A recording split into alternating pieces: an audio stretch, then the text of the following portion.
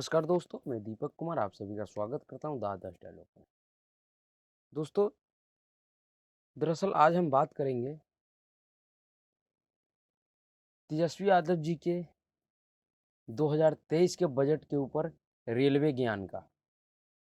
जी हाँ, दरअसल आपको तेजस्वी यादव जी का वो बयान याद होगा जो उन्होंने रेल बजट के ऊपर दिए थे, जो 1 फरवरी 2023-24 का जो बजट पेश हुआ था, उसमें उन्होंने जो बयान दिया था कि इसमें रेलवे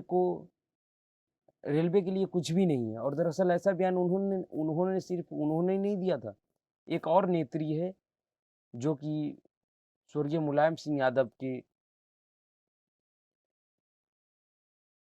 बहू और पूर्व मुख्यमंत्री उत्तर प्रदेश श्री अखिलेश यादव जी की पत्नी डिम्पल यादव जी ने भी कुछ इसी तरह का बयान दिया था।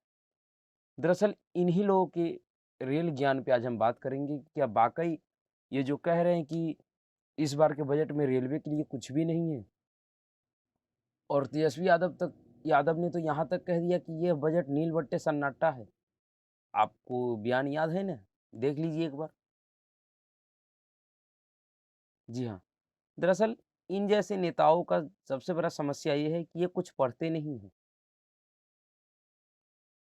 क्योंकि ये कितने पढ़े लिखे तो आप जानते ही हैं कि 10वीं क्लास का शकल नहीं देख पाए ये लोग।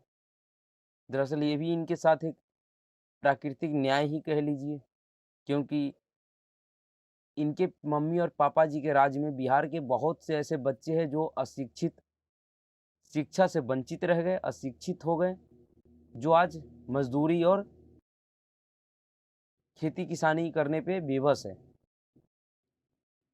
जिनको अच्छी शिक्षा नहीं मिल पाया, उन्हीं का एक तरह से ईश्वरीय न्याय इनके साथ हुआ कि ये लोग धरती पे शायद ही ऐसे कोई लोग होगा जिनकी माता एवं पिता दोनों किसी प्रदेश का मुख्यमंत्री रहा हो और वो पढ़ नहीं पाए, 10वीं क्लास तक भी नहीं पढ़ पाए।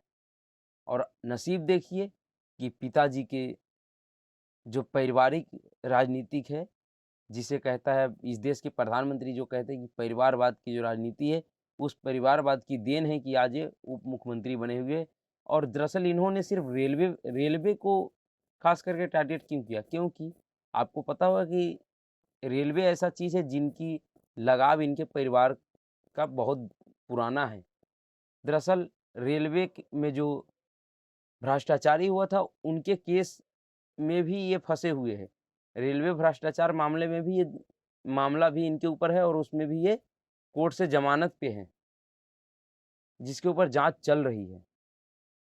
तो दरअसल इनका के लिए रेलवे ज्ञान है, ये बहुत ही महत्वपूर्ण है और इसी पे हम बात करेंगे। ऐसे तो ये बहुत सी बातें कही, लेकिन आज की इस चर्चा में मैं सिर्फ़ रेलवे पे बात करूँगा कि इस बजट में रेलवे को क्या मिला और उस रेलवे में से बिहार में जो रेलवे का जो बजट है उसमें क्या मिला? यानी कि बिहार के लिए उसमें से कितना हिस्सा मिला रेल के लिए? जो ये कह रहे थे कि इसमें से बिहार को कुछ नहीं मिला।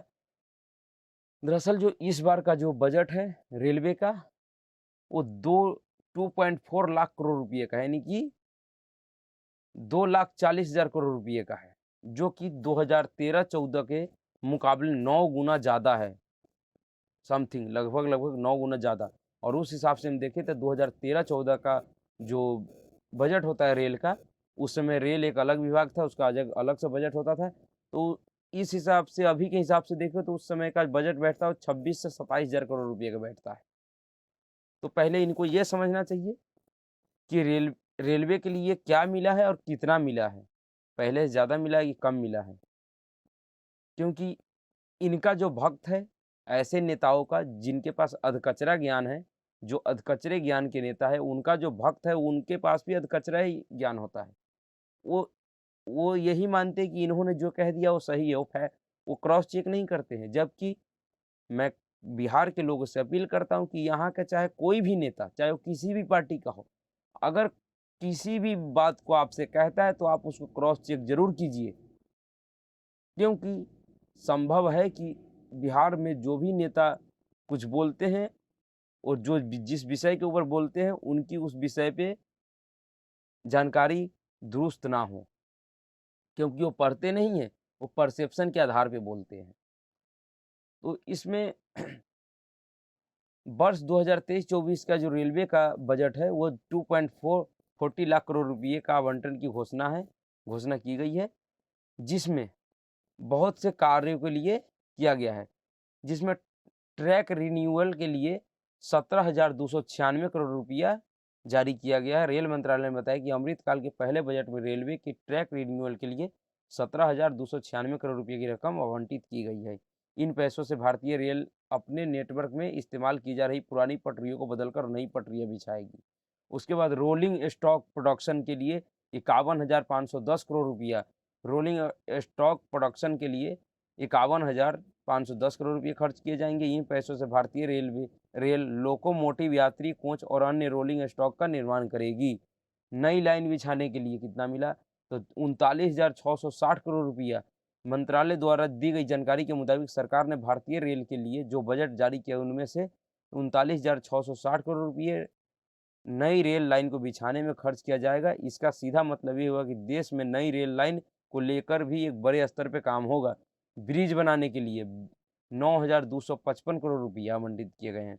रेल ओवरब्रिज आरओबी और रेल अंडर ब्रिज आरयूबी के लिए 8,000 करोड़ रुपये आवंटित किए गए हैं। भारतीय रेल इन पैसों से ओवरब्रिज और अंडर ब्रिज का निर्माण करेगी।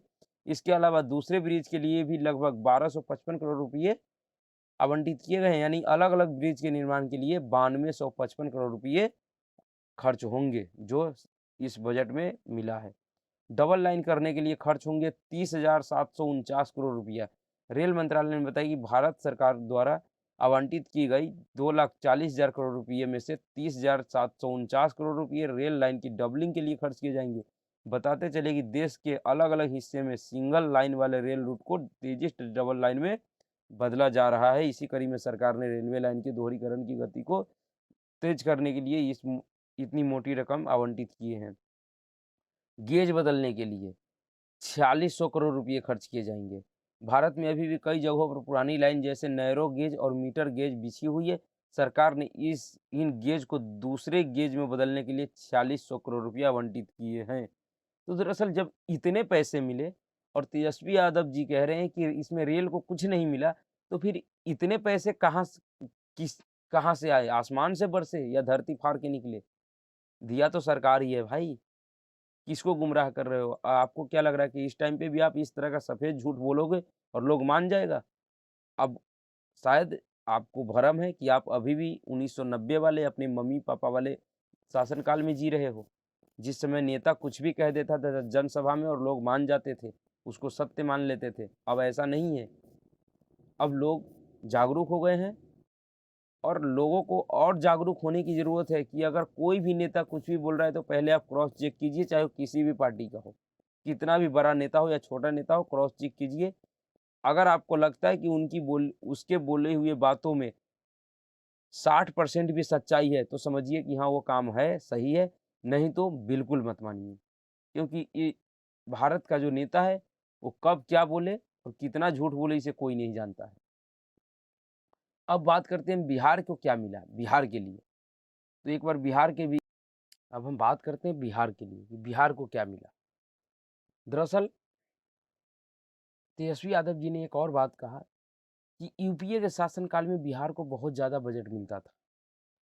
तो अगर ऐसा था, तो बिहार के लोगों को उनसे पूछना चाहिए और उनको खुद बताना चाहिए कि अगर यूपीए शासनकाल में बिहार को अधिक बजट मिलता था, तो फिर बिहार की रेलवे स्टेशनों पे एक लाइट तक नहीं लगी हुई थी और अभी भी ऐसी बहुत सी रेलवे स्टेशन जहाँ पे एक लाइट भी नहीं जलती है रात को। इसके लिए कौन ज़िम्मेवार है फिर? क्या कारण है कि अधिक बजट मिलने के बाद भी बिहार के स्टेशनों की ऐसी हालात थी? तो आपको कम से कम इस तरह का झूठ नहीं बोलना चाहिए कि यूपीए के शासनकाल में अधिक मिलता था और अब कम मिल रहा है।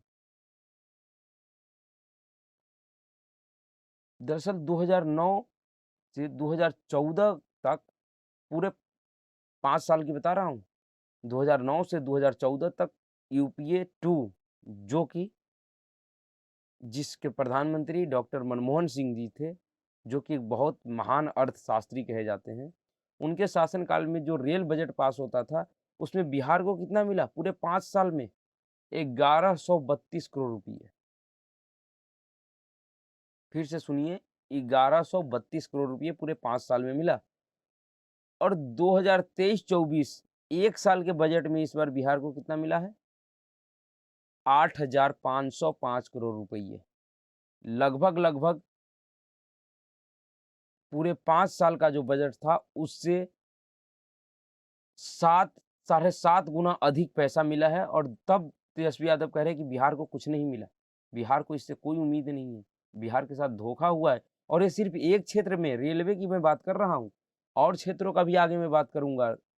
टॉपिक बाय टॉपिक, एक दिन में सिर्फ एक ही टॉपिक को बात करेंगे जिससे बेहतर समझ सके हम। ये सिर्फ रेलवे पे आज बात किया हूँ क्योंकि इन्होंने, इनके ज़हन में जो रेलवे शब्द बसा हुआ है, रेलवे से इनका पुराना लगाव है, मैं बताया हूँ। इसलिए आज सिर्फ मैं रेलवे में बात कर रहा हूँ। और रेलवे में सिर्फ जहाँ 5 साल में 1132 करोड़ रुपये मिले थे, वहाँ सिर्फ 1 साल की ये योजना है, यानी 1 साल का ये एस्टीमेट है, इसमें 8,505 करोड़ रुपये मिले हैं।